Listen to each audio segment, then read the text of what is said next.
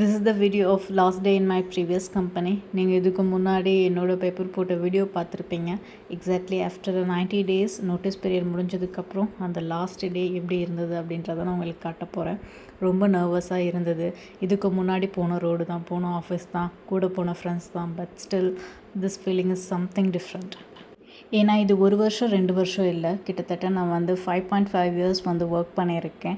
தோ most of the times covid work from ஹோம்லேயே spend பண்ணி இருந்தாலும் எனக்கு கொஞ்சம் இந்த லாஸ்ட் டைமில் எஸ்பெஷலி அந்த இயரில் ரீயூனிட் பண்ணுற மாதிரியான சான்ஸ் எல்லாம் கிடச்சிது ஃப்ரெண்ட்ஸ் கூட.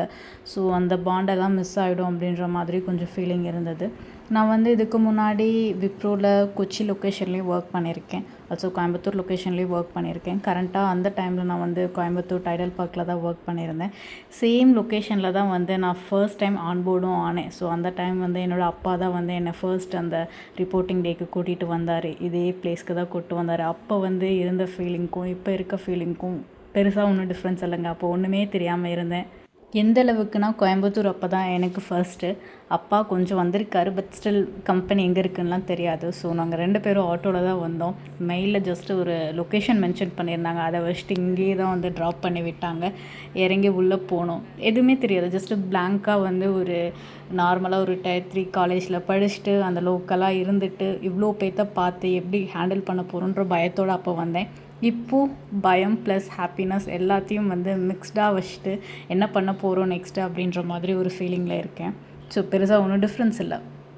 எல்லாருக்கும் நோட்டீஸ் பீரியட்னால் அவங்கள பார்த்தாவே பொறாமையாக இருக்கும். ஏன்னா பெருசாக ஒர்க் பண்ண மாட்டாங்க, டிபெண்டன்சி அவங்க மேலே இருக்காது. ஸோ சில்லாக இருந்துட்டு நெக்ஸ்ட்டு கவுண்டர் ஆஃபர் வாங்குறதுக்காக நல்லா அதில் கான்சன்ட்ரேட் பண்ணிகிட்டு இருப்பாங்க. பட் எனக்கு இந்த 90 days ரொம்ப ரொம்ப கஷ்டமாக போச்சு. ஏன்னா நம்ம என்ன தான் ஒர்க் பண்ணாலும் அது ஐடியில் ஒர்க் பண்ணுறவங்களுக்கு இல்லை அந்த பாலிடிக்ஸை ஹேண்டில் பண்ணவங்களுக்கு தெரியும். பயங்கர டார்கெட் இருந்தது எனக்கு. இன்டர்னலி அவ்வளோ ப்ரெஷர் இருந்தது. ஆல்சோ பர்சனல் லைஃப்லேயும் கொஞ்சம் அம்மாவுக்கு ஹெல்த் இஷ்யூஸ் இருந்தப்போ எனக்கு ப்ராப்பராக ஒர்க் ஃப்ரம் ஹோம் கொடுக்காம நான் ஹெச்ஆர் கிட்ட ஆர்கியூ பண்ணி ஃபைட் பண்ணி கொஞ்சம் டேஸ் வாங்கி அம்மா கூட ஸ்பெண்ட் பண்ணி அவங்கள ஓரளவு நான் செட்டில் பண்ணிவிட்டு அதுக்கப்புறம் தான் வெளியில் வர மாதிரி இருந்துச்சு. So lot of pressures. அதனாலே எப்படா அந்த லாஸ்ட் டே வரும் அப்படின்ற அளவுக்கு எனக்கு அந்த டைமில் இருந்தது.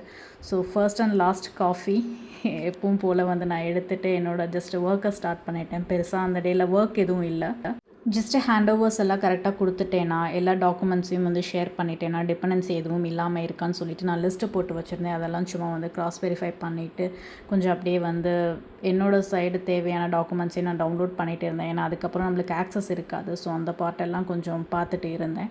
லஞ்சுக்கு வெளியில் போகலாமா அப்படின்னு யோசிச்சுட்டு இருந்தோம். கடைசியில் ஆர்டர் பண்ணிக்கலாம், டைம் இல்லைன்னு சொல்லிட்டு பிரியாணி அண்ட் சிக்கன்ஸ் எல்லாம் ஆர்டர் பண்ணிவிட்டு எல்லாம் ஜாஸ்ட்டு பேசிக்கிட்டே சாப்பிட்டுட்டு இருந்தோம். நிறைய மெமரிஸ் வந்தது.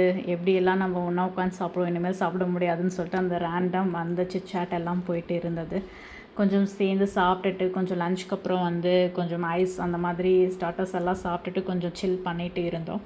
அண்டு போஸ்ட் லஞ்ச் கொஞ்சம் கால்ஸ் எல்லாம் இருந்தது. நம்மளுக்கு சென்ட் ஆஃப் கால்ஸ் மாதிரி கொடுப்பாங்க. அந்த கால்ஸ் எல்லாம் அட்டென்ட் பண்ணிவிட்டு அகைன் கொஞ்சம் ரீசெக் பண்ண வேண்டியது இருந்தது. அதெல்லாம் கொஞ்சம் செக் பண்ணிவிட்டு இருந்தேன். இது எந்தளவு எல்லாத்துக்கும் பொருந்தும்னு தெரியல. நம்ம என்ன தான் விழுந்து விழுந்து வேலை செஞ்சாலோ, கிரிட்டிக்கல் ரிசோர்ஸாக இருந்தாலும் இந்த ப்ராஜெக்ட்லேருந்து ரிலீஸ் வாங்கிட்டு வரப்போ இல்லை கம்பெனி ஸ்விட்ச் பண்ணுறப்போ ப்ராஜெக்ட் மேனேஜ்மெண்ட்னால நம்மளுக்கு சில டாக்ஸிக்கான விஷயம்லாம் நடக்கும். அதில் எவ்வளோ பேர் அஃபெக்ட் ஆகிருக்காங்கன்னு தெரியல. பட் நான் அஃபெக்ட் ஆகிருக்கேன். என் கண்ணால் நான் நிறைய பேத்துக்கு பார்த்தேன். அது எனக்கும் நடந்திருக்குது. பட் எனிவே நம்ம பாசிட்டிவ் சைன்ஸை மட்டும் எடுத்துகிட்டு நம்ம நெக்ஸ்ட் லைஃப்பில் மூவ் ஆன் பண்ணி போய்கிட்டே இருக்கணும். நம்ம யாருக்கும் அதை ரிப்பீட் பண்ணக்கூடாது. அந்த ஒரு மோட்டோவை மட்டும் எடுத்துகிட்டு லேப்டாப் ஹேண்ட் ஓவருக்கு ரெடி ஆகிட்டேன். நம்மளோட அசட்ஸ் எல்லாத்தையும் லோக்கல் ஐடி டீமுக்கு நம்ம ஹேண்ட் ஓவர் பண்ணணும். பண்ணுறதுக்கு மனசே இல்லை. பட் வேறு வழி இல்லை. கம்ஃபர்ட் ஜோனை விட்டு நம்ம வெளியில் வந்தே தான் ஆகணும் நெக்ஸ்ட்டுக்கு மூவ் ஆக. தென் இவங்களாம் என்னோடய கொலீக்ஸ் இல்லை ஃப்ரெண்ட்ஸ், எப்படி வேணாலும் நம்ம சொல்லிக்கலாம். இவங்க எல்லாத்துக்கும் பாய் சொல்ல மனசு இல்லாமல் பாய் சொல்லிட்டு இருந்தேன். அவ்வளோதான். இதுக்கப்புறம் நம்ம பார்க்க மாட்டோம். அட்லீஸ்ட் உன்னோட மேரேஜ்க்காவது கூப்பிடு, நெக்ஸ்ட்டு ஃபங்க்ஷனுக்காவது கூப்பிடு அப்படின்ற மாதிரி பேசிகிட்டு இருந்தோம். எவ்வளோ பேருக்கு ஒர்க் பிளேஸில் ஃப்ரெண்ட்ஸ் கிடைப்பாங்க இல்லை நல்ல கொலீக்ஸ் கிடைப்பாங்கன்னு எனக்கு தெரியல. எனக்கு அங்கே இருந்த வரைக்குமே சில விஷயமெல்லாம் புரியலை. பட் ஒன்ஸ் நம்ம அந்த இடத்த விட்டு வெளியில் வரப்போ அது மிஸ்ட் அவுட் ஆகுறப்போ நம்மளுக்கு அந்த ஃபீல் ஆகும். எனக்கும் ஆச்சு. ஸோ நம்ம முடிஞ்சளவு கிரேட்ஃபுல்லாக இருக்கணும். நம்மளுக்கு அந்த மாதிரி ஃப்ரெண்ட்ஸ் யாரும் இல்லைன்னா நம்ம மற்றவங்களுக்கு இருக்கணும். அப்போ தான் இந்த யூனிவர்ஸ் நம்மக்கிட்ட நமக்கான ஆளை கொண்டு சேர்த்துக்கிட்டே இருக்கும். அதை நான் நம்புகிறேன்.